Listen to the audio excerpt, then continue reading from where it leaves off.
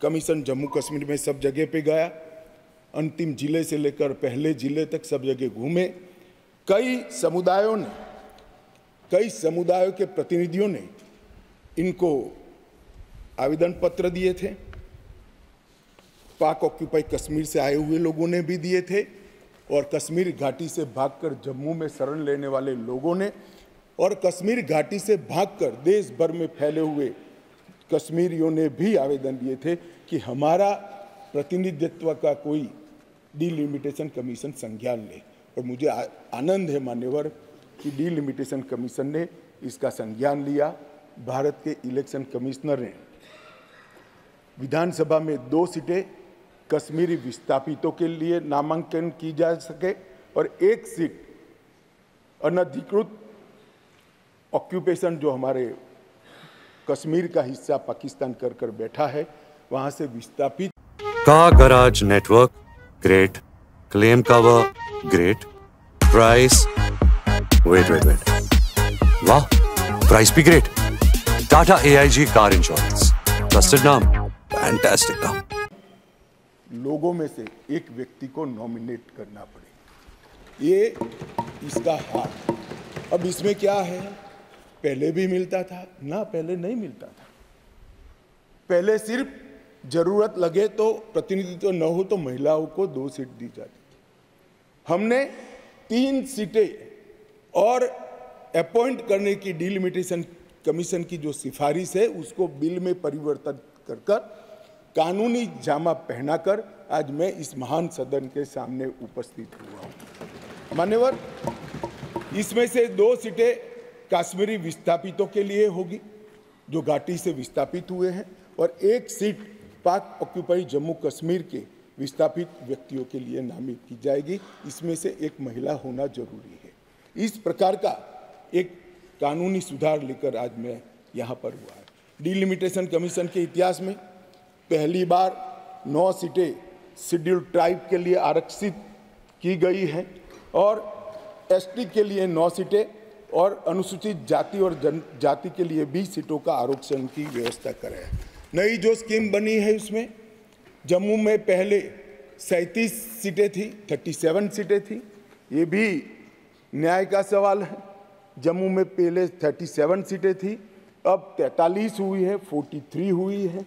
कश्मीर में पहले 46 थी, अब 47 हुई है, और पाक ऑक्यूपाई कश्मीर की 24 सीटें, क्योंकि वो हमारा है, हमने रिजर्व रखी है मान्यवर, 24 सीटों को।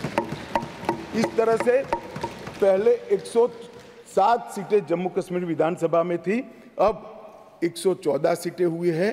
पहले 2 नॉमिनेटेड मेंबर हुआ करते थे, अब 5 नॉमिनेटेड मेंबर मान्यवर इसमें होंगे। जम्मू कश्मीर के कानून के हिसाब से 2 महिलाओं को राज्यपाल द्वारा मनोनीत किया जाता है और धारा 15 के अनुसार किया जाता है। और अब इसमें कश्मीरी प्रवासियों में से 2, जिसमें से 1 महिला, और पाक ऑक्यूपाई कश्मीर से 1 नामांकन किया जाएगा।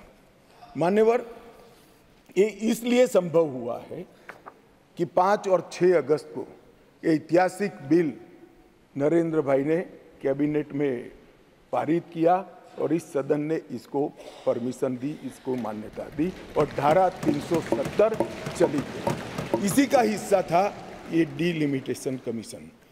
मान्यवर, सुरक्षा का परिदृश्य मैं इस पर बाद में बात करूंगा। ढेर सारे सदस्यों ने इसकी चिंता भी व्यक्त की है, मैं भी चिंतित हूं, परंतु क्या हुआ है वो बताना ये मेरा फर्ज है, क्योंकि एक ओर से रिकॉर्ड पर चीज़ें आ गई है तो मुझे जवाब तो जरूर उसका देना पड़ेगा। और आज जो धारा 370 हटने के बाद क्या विकास हुआ, आतंकवाद तो अब भी चल रहा है, कश्मीरियत का कितना नुकसान हुआ, ये सारी चीज़ों के जवाब मैं बहुत डिटेल मान्यवर दूंगा। और ये दोनों जो संशोधन है वो संशोधन आने वाले दिनों में इतिहास इस सदन के इस प्रयास को और सदन के आशीर्वाद को हर कश्मीरी जो प्रताड़ित है वो याद रखेगा, हर कश्मीरी जो पिछड़ा है वो याद रखेगा कि नरेंद्र मोदी सरकार ने 70 साल से दर दर की ठोकरें खाने वाले भटकते हुए अपने ही देश के भाइयों बहनों को न्याय दिलाने के लिए उनको 2 सीटें का रिजर्वेशन दिया और अपना देश छोड़कर पाक ऑक्यूपाई कश्मीर से यहाँ शरणार्थी बने हुए लोगों को रिजर्वेशन दिया और जो डिप्राइव थे उनको कमजोर लोग ऐसे अपमानित करने वाले शब्द की जगह पिछड़ा वर्ग का संवैधानिक शब्द इनके लिए रखकर आज ये बिल लगभग आया। इन्होंने क्या कहा